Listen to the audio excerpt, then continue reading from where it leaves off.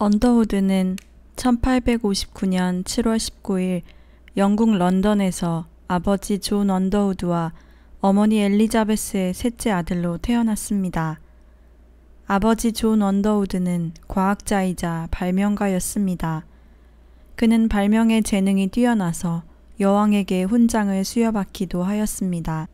주일이면 항상 아이들과 함께 교회에 갔고 아이들과 함께 설교에 대한 대화를 나누며 놀아주는 자상한 아버지였습니다. 그는 또한 예수님의 재림을 기다리고 갈망하는 신실한 신앙인이었습니다.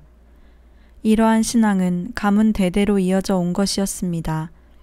언더우드의 외증조 할아버지는 영국 런던 선교회의 창설자 중 한 사람이었으며 영국 성서공회와 해외 선교에도 깊은 관심을 가졌던 인물이었습니다. 언더우드는 4살 때 우연히 인도에서 온 어떤 사람의 설교를 듣게 되었습니다. 인도는 인구가 대단히 많으며 많은 사람들이 예수님을 알지 못하기에 선교사가 필요하다는 말이었습니다. 그래서 언더우드는 크면 인도 선교사가 되겠다고 결심하였습니다. 언더우드가 6살이 되던 해 어머니가 막내 동생을 낳은 뒤 후유증으로 그만 돌아가시게 되었습니다.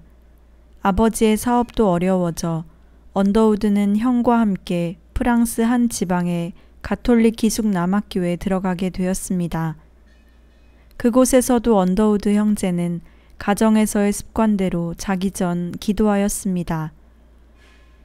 이런 그들의 모습을 본 주변 아이들은 놀리며 베개를 던지고 야유를 퍼부었습니다. 그래도 형제는 아랑곳하지 않고 매일 밤마다 기도하였습니다. 이런 일이 며칠 반복되자 결국 기숙사 안의 모든 소년들이 무릎을 꿇고 밤마다 기도하게 되었습니다. 언더우드 형제의 신앙이 빛을 발하는 순간이었습니다. 아버지 존 언더우드는 경제적 어려움을 겪다가 결국 언더우드가 13살이 되던 1872년 미국으로 가기로 결정하였습니다. 그의 가족은 미국 뉴더햄에 정착하여 제일 먼저 화란 개척교회에 등록하였습니다. 아버지는 잉크 사업을 시작하였지만 자식들에게는 이를 강요하지 않고 오직 공부에만 매진할 것을 권했습니다. 18살에 뉴욕 대학교에 입학한 언더우드는 11km를 걸어서 통학하였습니다. 아침 5시에 일어나 12시까지 공부를 하면서도 식사는 부실하였습니다. 어떤 상황에서도 자신을 아낄 줄 모르고 열중하는 언더우드의 성품 덕분이었습니다. 언더우드가 대학생이 되면서 아버지의 건강이 점점 나빠지기 시작했습니다. 새롭게 시작한 사업과 발명에 집중하느라 과로를 한 것이었습니다. 그러면서도 그는 모든 고통을 주님을 바라보며 용감하게 견뎌내었습니다. 내 주를 가까이 하게 함은 십자가 짐 같은 고생이나 내 일생 소원은 늘 찬송하면서 주께 더 나가기 원합니다. 자녀들이 부르는 찬양 소리를 들으며 1881년 존 언더우드는 하늘나라로 떠났습니다. 언더우드의 아버지는 고아들의 아버지 조지 뮬러, 노예 해방의 주역 윌버포스 등과 친구로 지내며 주님을 신실히 섬기는 그리스도인이었습니다. 언더우드는 아버지를 잃은 슬픔을 극복하고 뉴욕 대학을 우수한 성적으로 졸업하였습니다. 그리고 곧이어 화란 개혁 신학교에 입학하였습니다. 언더우드의 외모는 약 170cm의 키에 단정하고 세련된 외모를 갖추었습니다. 그는 이제 본격적으로 하나님의 종으로서의 길을 걷고 해외 선교의 꿈을 키워나가기 시작하였습니다. 언더우드는 매일 19시간의 학업 및 일을 하며 5시간을 자면서도 전도하기에 늘 열심을 내었습니다. 전도에 남다른 열정을 보이는 언더우드를 보고 교수님들이 오히려 걱정할 정도였습니다. 그는 교회 부흥회 때에 주일 하루 동안 7, 8번의 예배에 참석할 정도였습니다. 그러나 언더우드는 만일 복음을 전하지 아니하면 내게 화가 있을 것이로다 는 바울의 고백을 마음에 새기며 매일매일 전도에 힘썼습니다. 언더우드는 종파와 계급, 인종적인 편견을 가지지 않는 사람이었습니다. 그가 신학교에 다닐 때 구세군은 대부분의 교인들로부터 인정받지 못했는데 언더우드는 그들과 길거리에서 만나면 언제나 함께 어울려 열정적으로 찬양하고 기도와 교제를 나누었습니다. 그의 이런 성격은 나중에 선교지에서 더욱 빛을 발하게 되었습니다. 언더우드가 4살배기 소년 시절에 꾸었던 선교사의 꿈은 시간이 지날수록 더욱 확고해졌습니다. 그런데 선교를 위한 공부를 하려고 하는데 경제적 어려움이 심해졌습니다. 주머니 사정은 늘 변변치 않았고 다음 식사를 해결할 돈이 없을 때도 많았습니다. 궁핍하게 살아가던 대학 시절 어느 월요일이었습니다. 난로에 석탄이 떨어져서 불씨가 꺼져 꽁꽁 언 손을 부비고 있었습니다. 전날 저녁 가지고 있던 돈을 모두 헌금해서 돈이 없었습니다. 그때 갑자기 방문을 두드리는 소리가 들리더니 오랫동안 친하게 지내온 교수님 한 분이 안으로 손을 내밀어 그에게 돈을 쥐어주고는 가버렸습니다. 그렇게 그는 하나님을 신뢰하는 믿음을 훈련하여 나갔습니다. 언더우드가 의대 1학년이 되어 인도 선교사로 나갈 준비를 하고 있을 때 그는 한 가지 고민에 빠졌습니다. 신학생 때 선교 자원자들의 모임에서 1200~300만의 사람들이 복음 없이 살고 있다는 조선에 대한 이야기를 들었습니다. 이상하게도 그날부터 조선이라는 나라가 그의 마음에 불편함을 주었습니다. 당시 조선은 미국과 처음 통상조약을 맺은 상태였습니다. 언더우드는 자신은 인도로 부르심을 받았다고 믿고 있었기에 한국에 갈 사람을 열심히 찾았지만 한국에 선교사를 파송하려는 교회는 한 군데도 없었습니다. 또한 몇몇 선교 지도자들은 한국에 들어가기 이르다는 말을 하였습니다. 그러던 중 언더우드는 엘트먼 목사가 하는 이야기를 듣고 또다시 마음에 찔림을 느꼈습니다. 그때 왜 내가 가지 않느냐 라는 음성이 언더우드의 가슴에서 울려왔습니다. 언더우드는 선교부에 2차례나 신청을 했지만 새로운 사업을 시작할 자금이 없다고 했습니다.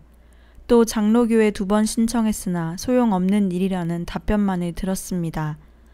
이렇게 한국으로 가는 문은 굳게 닫혀 있고 미국에 남아있거나 인도로 가는 문은 넓게 열려있는 것처럼 보였습니다.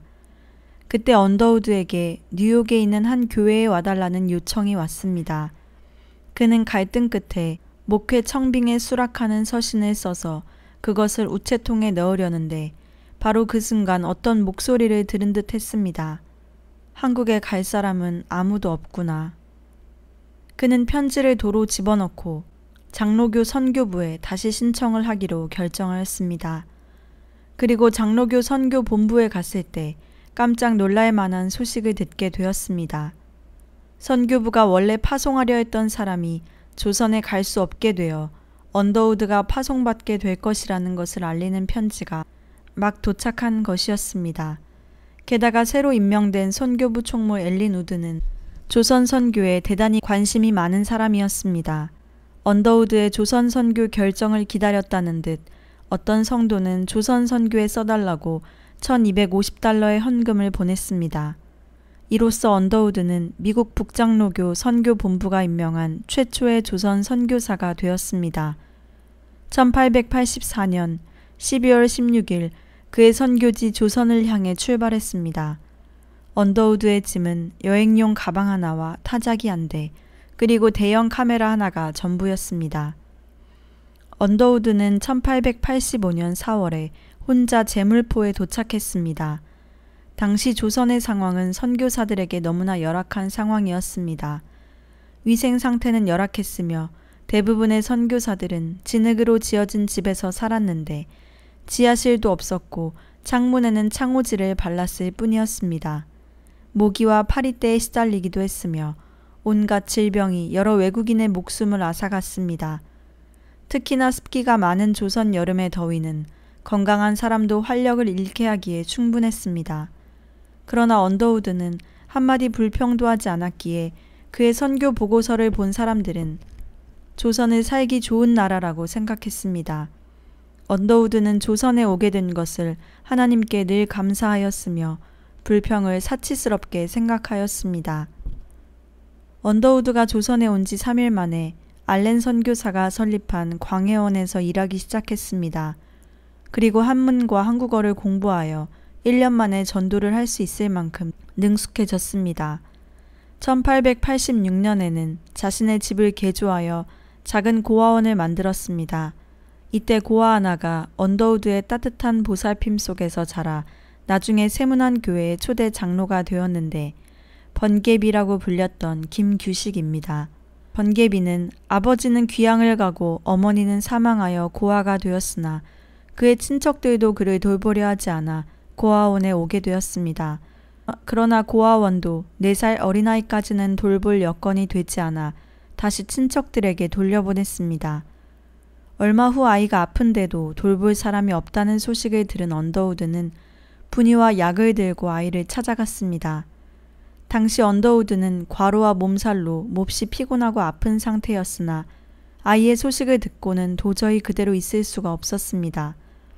도착하여 본 어린 규식은 너무 굶주려서 깡마른 몸으로 울부짖으며 벽지를 뜯어먹고 있었습니다. 주변 사람들은 어차피 죽을 아이를 데려오는 것은 무모한 짓이라고 하였습니다. 그러나 언더우드는 김규식을 집으로 데려다가 극진히 간호했습니다. 언더우드는 어린 규식을 양자로 입양하며 존이라고 이름을 붙여주었습니다. 언더우드의 사랑과 기도로 회복된 김규식은 언더우드 학당에서 열심히 공부하여 미국 프린스턴 대학으로 유학을 갔으며 후에 기독교 지도자가 되어 민족 복음화를 위해 헌신하였습니다.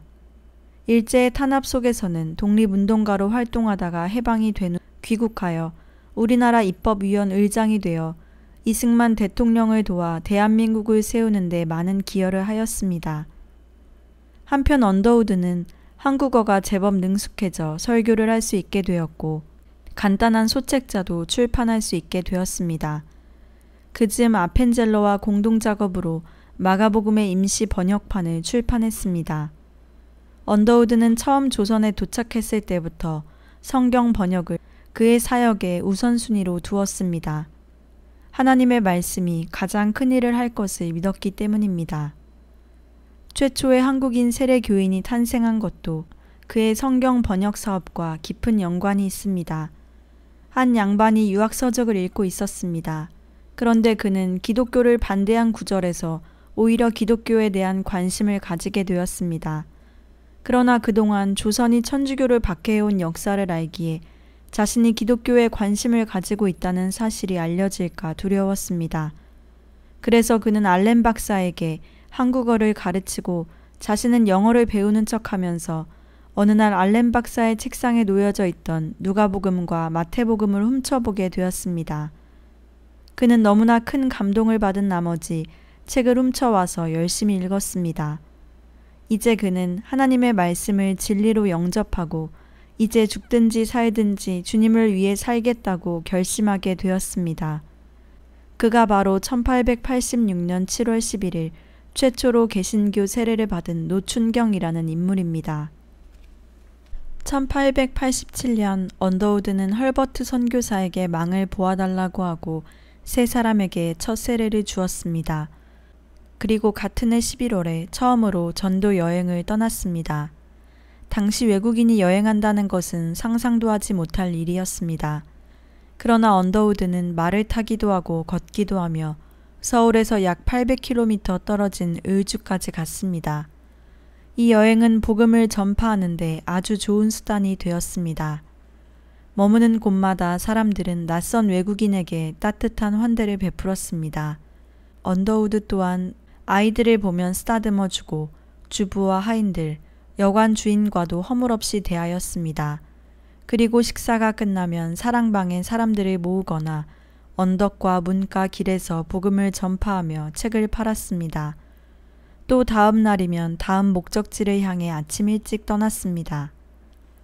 한 번은 밤늦게 어느 마을 사랑방에 언더우드가 앉아있는데 초라하고 더러운 옷을 입은 농부가 만면에 웃음을 띠고 달려들어오면서 목사님이 좋아하실 것을 가져왔다고 소리쳤습니다. 그러더니 그 커다란 소매 안으로 손을 쑥 집어넣어 삶은 감자와 커다란 팬케이크를 꺼냈습니다. 당시 언더우드는 속병이 나서 고생하고 있었지만 농부의 정성을 마다할 수 없어 억지로 먹었다가 오랫동안 배탈로 고생하였습니다. 그러나 그는 이러한 선교사의 삶을 행복하게 여겼습니다. 선교사에게 가장 어려웠던 것은 한국의 덥고 습한 여름 날씨였습니다. 언더우드는 여름 내내 지저분한 도시에서 고생하며 일했습니다. 하수구에서는 지독한 냄새가 뿜어져 나왔습니다. 이런 환경 속에서도 언더우드는 소년학교의 건축을 감독하고 사전과 한국어 참고서를 만드는 일에 열중했습니다. 또 틈틈이 언제 어디서나 복음 전하기를 힘썼습니다. 한편 언더우드에게 기쁜 일이 생겼습니다. 늘 혼자서 외롭게 선교 활동을 하던 그에게 의료 선교사 릴리아 소우턴이라는 좋은 동역자가 생긴 것입니다. 1889년 봄날 언더우드는 그녀와 결혼하였습니다. 당시 왕실의 의사였던 호턴은 왕실에서 엄청난 선물을 받기도 하였습니다. 그들의 신혼여행은 황해도와 평안도 지방을 돌며 전도하는 선교 여행이었습니다. 주변 선교사들은 신혼여행만큼은 좋은 곳에서 편히 쉬고 오라며 극구 말렸습니다. 그러나 그들은 아랑곳하지 않고 개성에서 압록강까지 나아갔고 가는 곳마다 복음을 전하며 아픈 사람들을 치료했습니다. 가장 힘들었던 것은 열악한 잠자리였습니다. 서양식 매트리스는 기대도 하지 않았지만 밤새 빈대와 벼룩들이 괴롭혀 잠을 잘 수가 없었습니다. 평안도 어느 산골 마을을 지날 때는 마을 사람들이 달려나와 기겁하면서 말렸습니다. 그곳은 호랑이가 나오는 계곡이었던 것입니다. 두 사람은 가까스로 위험을 피할 수 있었습니다. 또 어느 날은 도적을 만나 짐을 몽땅 빼앗기고 두들겨 맞기까지 하였으나 마을 사람들의 도움으로 극적으로 살아났습니다. 그들은 2달간 1600km가 넘는 거리를 여행하면서 600명이 넘는 환자들을 치료하고 또 그 몇 배가 되는 사람들에게 복음을 전하고 서울로 돌아왔습니다. 나중에 북쪽 선교지부의 선교사에게 듣게 된 어느 일화는 언더우드 부부에게 큰 보람과 기쁨을 느끼게 하였습니다. 어느 날 한 아주머니는 전도 여행 중인 언더우드 선교사를 만나 복음을 듣게 되었습니다. 아주머니는 성경은커녕 작은 책자나 찬송가도 얻지 못했지만 마음에 복음이 심겨져 믿음을 갖게 되었습니다. 하나님은 오직 한 분이시며 우리는 다른 신을 섬기면 안 된다. 우리는 죄를 버리고 착하게 살아야 한다. 일주일 7일 중 하루를 거룩히 지키고 예수의 피밖에 없네라는 노래를 불러야만 한다. 이제 아주머니는 집으로 돌아가 배운 말씀을 이웃들에게 들려주었습니다. 그러다가 동네 사람들 다수가 예수님을 믿게 되었습니다. 그중 한 명은 난폭하기로 유명한 싸움꾼이었는데 그 또한 이 신앙을 영접하고 말씀대로 살게 되었습니다. 그러던 어느 날 성경을 보급하는 권서가 이 마을에 와서 교리를 더 자세하게 알려주었습니다. 술집에서 신앙 모임을 갔던 사람들은 이것이 잘못임을 알고 술을 하수구에 다 버렸습니다. 찬송가와 교리책을 얻게 된 이들은 더욱 열심히 전도하여 나중에는 700명의 교인이 모이게 되었고 정식으로 목회자가 된 사람 중에는 싸움꾼도 있었습니다. 언더우드의 순회 전도 사역은 이후로도 계속해서 이어졌으며 예수님을 전하기 위해서라면 어디든 마다하지 않고 찾아갔습니다. 그런데 언더우드의 선교 사역에 위기가 찾아왔습니다. 그의 선교 방식에 대해 선교부에서 많은 반대 의견이 나온 것입니다. 당시 어학 참고서를 출판하기 위해 일본에 잠시 있었던 언더우드는 고민 끝에 선교본부에 사표를 제출했습니다. 얼마 후 선교본부 회장으로부터 답장이 왔습니다. 하나님을 신뢰하고 끝까지 최선을 다하라는 따뜻한 격려의 편지였습니다. 언더우드는 다시 큰 힘을 얻고 주님께서 이 십자가를 면류관으로 바꾸어 주시기 전까지 다시는 내려놓지 않겠다고 결심하였습니다. 언더우드의 아내 릴리아 소우턴 선교사는 첫 아들 원한경을 출산하고 계속 건강이 좋지 않았습니다. 의사들은 미국에서 잠시 휴양하는 것이 좋겠다고 권했습니다.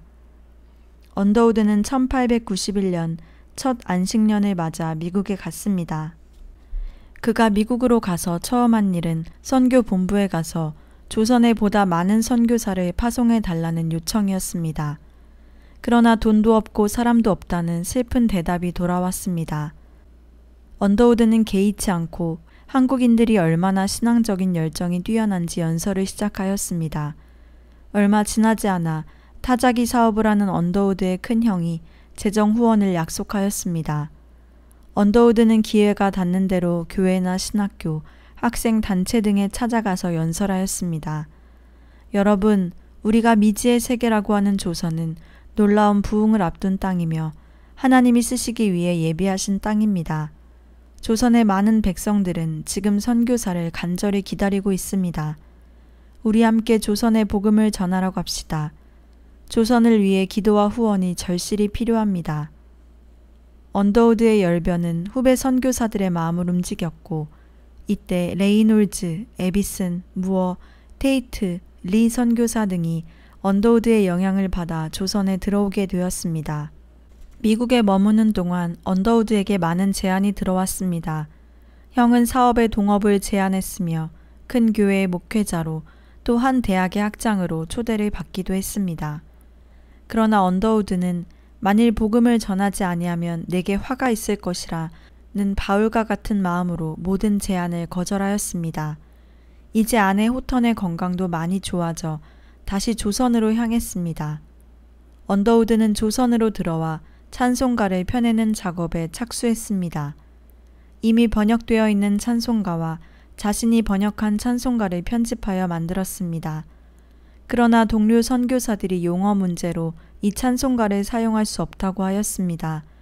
언더우드는 할 수 없이 개인적으로 찬양가를 출판하였습니다. 이 찬양집은 5선 악보로 된 한국 최초의 개신교 찬송가입니다. 예수 사랑하심을, 나의 죄를 씻기는, 내 구주 예수를 더욱 사랑, 예수가 거느리시니, 이러한 찬양은 언더우드가 번역한 찬양입니다. 그리고 후에 장로교회와 감리교회가 같이 사용할 수 있는 합동 찬송가를 만들게 되었을 때 언더우드는 이 일의 초대 책임자가 되었고 합동 찬송가가 나올 때까지 언더우드의 찬양가는 귀하게 쓰임 받았습니다. 한편 당시 조선에는 죽어가는 사람들이 길거리에 버려져 있는 일들이 다반사였습니다. 언더우드는 이것을 볼 때마다 마음이 매우 아팠습니다. 1893년 말 언더우드는 미국에 있을 때 모은 기부금으로 휴양소를 건립하였습니다. 수목이 울창한 언덕에 지어진 훌륭한 휴양소는 버려지고 고통받는 사람들을 위한 축복의 터가 되었습니다. 또한 근처에는 작은 진료소를 세워서 호턴 여사가 약을 보급하고 여성 성경반을 운영하였습니다. 1894년 청일 전쟁이 터져 외국인들은 모두 이동하지 말고 서울에 있으라는 명령을 받았습니다. 무척 무더운 여름날 방 안에만 갇혀 지내던 많은 선교사들은 병에 걸렸습니다. 서울 사람들은 짐을 꾸려 피난 가기에 바빴습니다. 몇몇 선교사 가정의 자녀들은 이때 더위에 못 이겨 죽고 말았습니다. 언더우드의 가족들도 여름 내내 앓았습니다. 언더우드는 한국 열병에 좋은 키니네라는 약을 싼값에 팔아 복음을 전하고자 미국에서 대량으로 주문하였습니다. 약병에는 미국에서 인쇄한 깨끗한 전도 문구로 포장하였습니다. 키니네는 육체의 어떤 병에는 효과가 있지만 이 약으로 영혼은 구원할 수 없습니다. 인간의 영혼을 구할 수 있는 약은 따로 있습니다. 지금 곧 선교사를 방문하거나 가까운 교회를 찾아가서 생명의 책을 읽으세요. 이렇게 키니네와 함께 복음은 널리 퍼졌습니다. 1895년 봄, 언더우드가 개척한 세문안 교회는 이제 넓은 예배당이 필요할 정도로 부흥되었습니다. 그런데 성도들은 너무나 가난해서 한 달에 5,000원 이상 버는 사람이 없었습니다. 그래서 선교사들은 한국인에게 낼 수 있을 만큼만 내고 후원금으로 건물을 지으려 하였습니다. 그런데 어떤 사람들이 물었습니다. 기독교는 외국 종교인데 왜 외국인들의 경비로 짓지 않습니까? 그때 언더우드 선교사는 대답했습니다. 만약 외국 돈만을 사용하여 성전을 짓는다면 기독교는 계속해서 외국 종교가 될 것이고, 만약 한국인의 힘으로 짓는다면 사람들은 더 이상 기독교가 외국 종교가 아니라고 생각할 것입니다. 그러자 성도들은 자신들의 힘으로 성전을 짓겠다고 하였습니다. 여러분은 가난한데 어떻게 짓겠느냐고 묻자 하나님이 우리와 함께 하시는데 무엇이 불가능하겠냐고 오히려 반문하였습니다. 어린아이부터 어른까지 전 성도가 대가를 바라지 않고 봉사한 끝에 아름다운 성전을 건축하였습니다. 그런데 그 무렵 극심한 더위와 함께 콜레라가 퍼지기 시작했습니다. 언더우드는 많은 청년 그리스도인들을 훈련시켜 방역에 힘썼습니다. 마을의 조력자들에게는 응급조치와 소독 방법을 가르쳐 주었습니다. 모든 선교사들이 앞장서 병자들을 돌보았습니다. 콜레라가 전국에 퍼지자 정부는 사대문에 예수 병원에 가면 살 수 있는데 왜 죽으려 하는가 라는 벽보를 붙여 놓았습니다. 콜레라를 통해 복음도 함께 퍼지는 놀라운 일이 일어난 것입니다. 한 번은 어느 날 아침 언더우드가 병원에 출근하는 것을 본 한 일꾼이 다른 사람에게 이렇게 물어보았다고 합니다. 이 아침부터 저렇게 급히 어딜 가는 저 외국인은 누구입니까? 그러자 옆에 있던 사람이 그것도 모르오? 우리 조선인들을 너무 사랑해서 밤낮으로 병자들을 돌보며 일하는 예수쟁이 아닙니까? 라고 대답했다고 합니다. 언더우드가 조선에 선교를 한 지 어느덧 10여 년이 흘렀습니다. 조선의 신분의 벽은 정말 높아서 양반들과 일반 백성들이 함께 예배를 드리기는 쉬운 일이 아니라는 것을 깨달았습니다. 상류층 사람들을 위한 또 다른 선교 방법을 고민하던 중 기독교인이 된 지식인 청년들이 모일 수 있는 기독 청년회를 생각하였습니다. 언더우드와 아펜젤러 선교사는 YMCA 국제위원회에 요청 편지를 보냈고 마침내 한국 YMCA가 설립되었습니다. 교회 안의 상류층 젊은이들, 그리고 독립운동을 하다가 옥중에서 기독교를 믿기 시작한 젊은이들과 함께 YMCA는 활성화되고 성장하기 시작했습니다. 언더우드는 YMCA의 이사가 되어 그의 평생의 뜻인 대학 설립의 꿈을 키워가기 시작했습니다. 그는 미국의 지원을 받아 지은 종로 2가의 YMCA 회관에 대학반을 만들어 강의를 시작했습니다. 이렇게 시작된 조선기독대학은 나중에 연희전문학교로 그리고 연희대학교를 거쳐 오늘의 연세대학교가 되었습니다. 언더우드와 아펜젤러 그리고 YMCA를 통해 조선의 많은 청년들이 기독교 인재들로 성장할 수 있었습니다. 언더우드는 상류층 선교에 멈추지 않고 왕실까지 그 범위를 넓혀갔습니다. 언더우드 부부는 고종과 민비의 영혼 구원을 위해 기도했습니다. 그러던 중 콜레라가 터졌을 때 선교사들의 희생에 감동한 고종은 언더우드와 형제처럼 가깝게 지내게 되었습니다. 릴리어스 호터는 왕비의 건강을 돌보아 주었고 왕비는 때마다 선물을 보내며 가깝게 지냈습니다. 민비가 시해되어 고종이 큰 충격에 빠졌을 때 언더우드는 고종 곁을 밤낮으로 지켰습니다. 고종은 궁중에 있던 어떤 신하도 믿을 수 없었지만 언더우드의 집에서 만든 음식이라고 하면 안심하고 먹었습니다. 국왕의 생일이 있는 9월, 언더우드는 고종 황제의 만수무강을 기원하는 행사를 개최했습니다. 언더우드는 이 행사가 기독교인들의 위상을 높이고 복음을 전할 수 있는 놀라운 기회라고 생각하였습니다. 그는 밤새 책자를 인쇄하고 찬송가와 함께 서울 전역에 배포하였습니다. 그리고 새 찬송가 70장의 곡조에 하나님께 이 나라와 왕에게 복을 내려주시기를 간구하는 내용의 가사를 지어 노래를 불렀습니다. 수천 명이 참석한 이날의 행사는 찬송과 기도로 시작하여 주기도문으로 끝났습니다.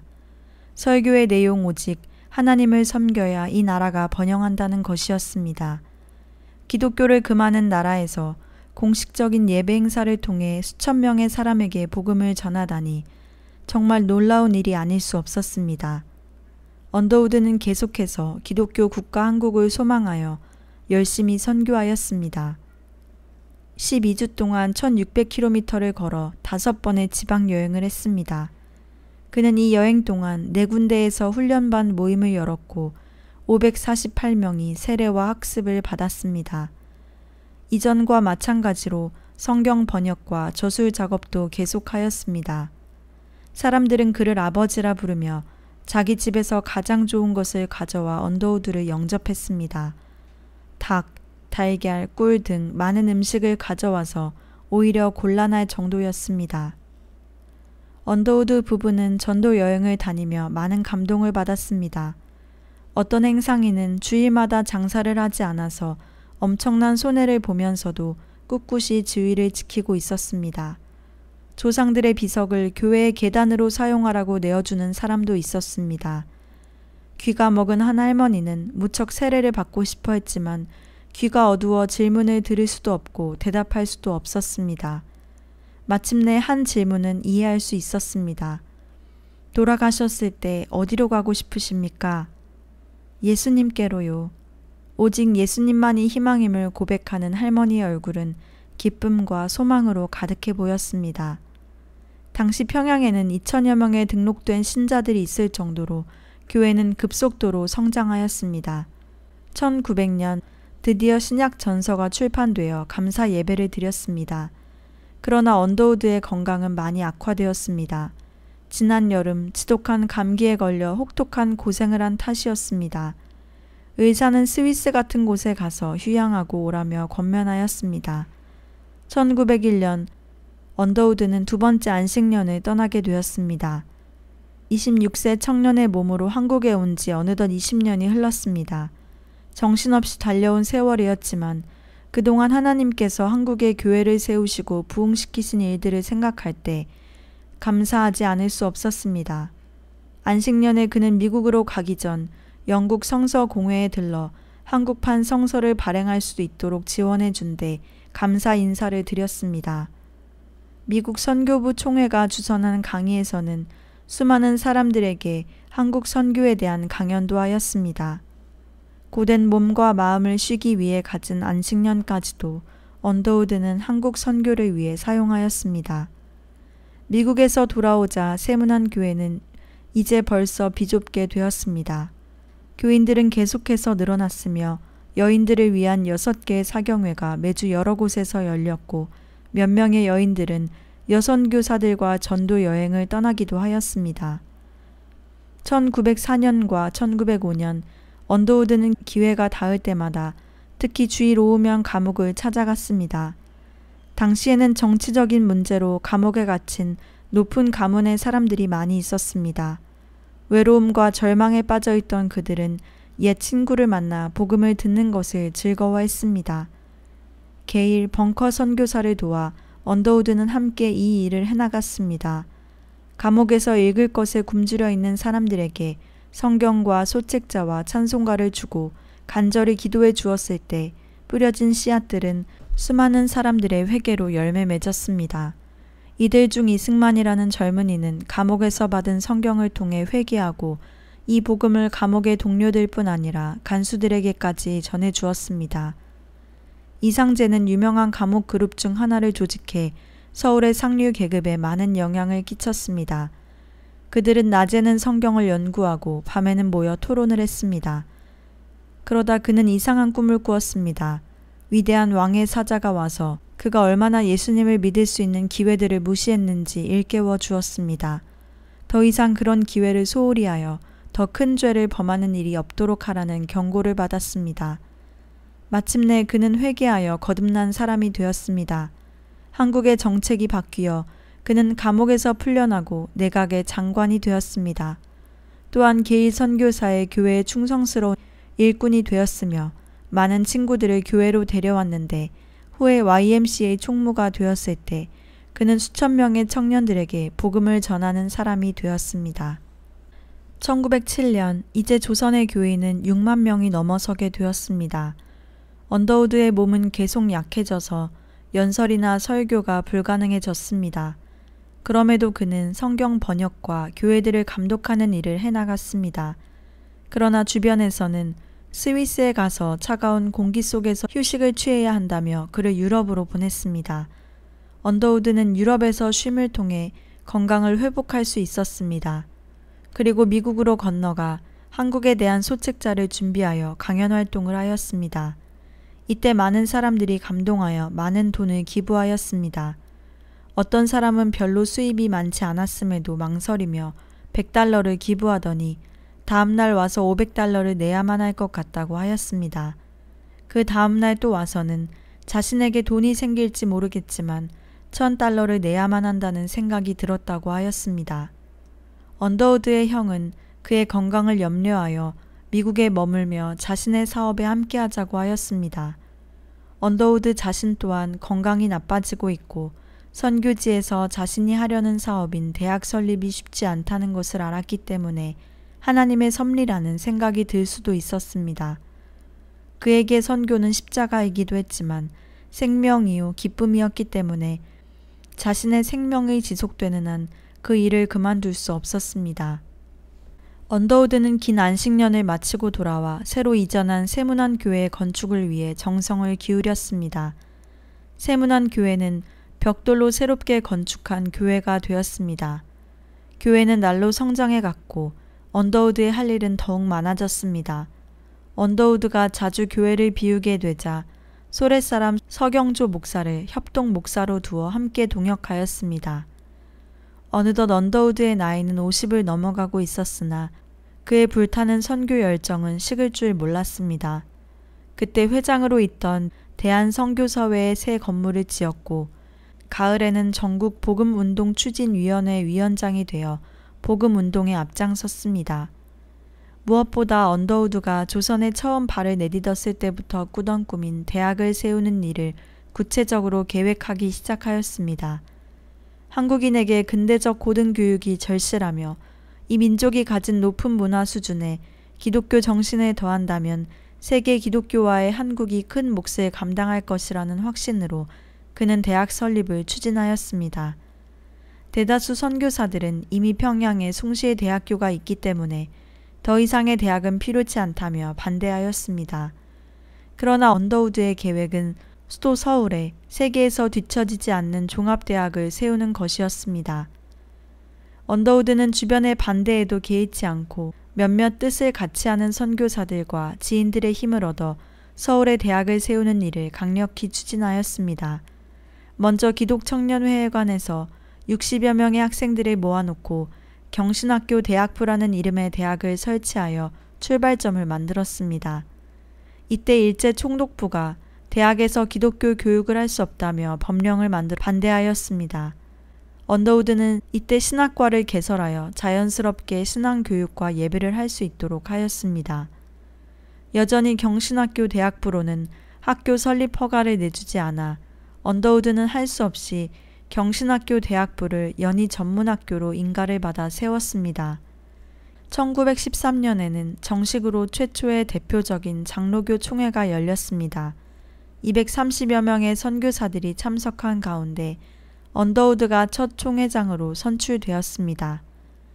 7명의 한국인 목사가 안수받은 지 5년 만에 한국교회는 7개 노회에 당회가 있는 조직교회가 134개, 한국 목사 69명의 전체 교인 수는 12만 7,228명으로 괄목할 만한 성장을 이루었습니다. 1913년 말에 들어서면서 언더우드는 서서히 몸이 허약해지며 병이 들기 시작했습니다. 그동안의 피로가 쌓여 쇠약해지고 탈진하였습니다. 동료 선교사들은 언더우드에게 일을 그만두고 전문적으로 치료받을 수 있는 곳으로 떠나라고 권유했습니다. 그러나 언더우드는 다만 고개를 저으면서 무슨 일이 일어나도 대학 설립과 성경학교의 일을 그만둘 수 없다고 하였습니다. 그리고 그는 1916년 1월 환갑이 다 된 몸으로 일본어 공부를 위해 일본으로 건너갔습니다. 총독부 법령하에서 대학 강의를 하려면 일본어를 알아야 한다고 생각했기 때문입니다. 그곳에서 그는 하루에 9시간씩 일본어를 공부했습니다.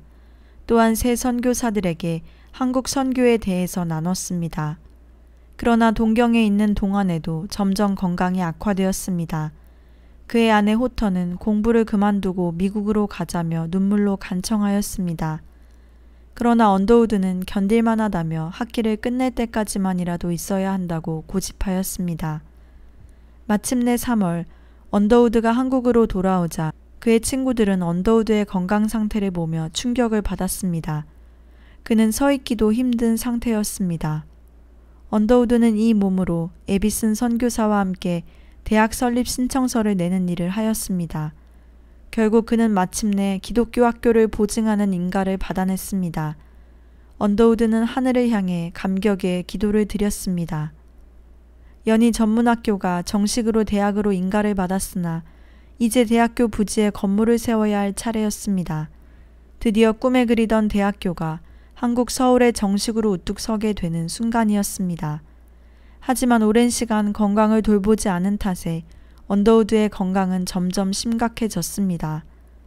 결국 그는 다시 한국에 온 지 31년 만에 미국 누이의 집으로 되돌아가게 되었습니다. 한동안 건강이 회복되는가 싶더니만 무더위로 고생하면서 열이 나기 시작했습니다. 의사의 권고로 그를 애틀란타로 옮겼습니다. 그는 극도로 건강이 악화되어 갔음에도 불평 한마디 하지 않았으며 오히려 자신을 불쌍히 여기는 사람들에게 자신이 얼마나 많은 축복을 받았는가를 일깨워 주었습니다. 언더우드의 마음은 항상 한국을 향해 있었습니다. 그는 주님의 부르심을 받기 전날 밤 말하기도 힘겨운 상태에서 나는 지금도 한국으로 여행할 수 있어 라며 한국을 그리워하였습니다. 다음날 그의 생명이 얼마 남지 않았을 때 아내가 예수님이 곁에 계신 것 같아요? 라고 묻자 빛나는 미소를 지으며 크게 고개를 끄덕였습니다. 1916년 10월 12일 오후 3시 30분 마침내 언더우드는 57년간의 삶을 마치고 하나님의 부르심을 받아 천국으로 떠났습니다. 언더우드의 죽음 소식이 알려지자 그의 죽음의 조의를 표하는 서신이 전 세계에서 도착했습니다. 특히 한국과 한국의 동역자들로부터 수개월 동안 계속되었습니다. 언더우드의 삶에 감동받아 한국을 위해 헌신하겠다는 사람들도 이어져 나왔습니다. 심지어 한국에 있는 불신자들조차도 그의 한국 사랑을 떠올리며 눈물 지으며 그리워하고 있다는 소식이 전해졌습니다. 그의 후배 선교사들은 그가 누구에게 화를 내거나 욕을 하는 것을 본 적이 없다며 그의 훌륭한 인격을 증언하였습니다. 언더우드는 평생 수많은 선교 헌금을 받았지만 이를 성경을 번역하고 배급하는 일과 한국의 수많은 교회와 청년들의 영혼과 육신을 살리는 데 사용하였습니다. 많은 선교사들이 한국에 와서 헌신하게 된 것도 그의 강연과 글을 통해서였습니다. 그가 조선에 도착하던 날부터 31년 후 한국을 완전히 떠나던 날까지 그는 이 땅에 하나님의 나라를 이루기 위해 자신의 모든 것을 쏟아 부었습니다. 그의 뜻을 이어 4대에 걸친 후손들도 한국을 사랑하는 삶을 살고 있습니다. 한국인보다 한국을 더 사랑한 선교사 언더우드. 그의 삶은 한국인들의 가슴 속에 위대한 선교사로 영원히 남을 것입니다.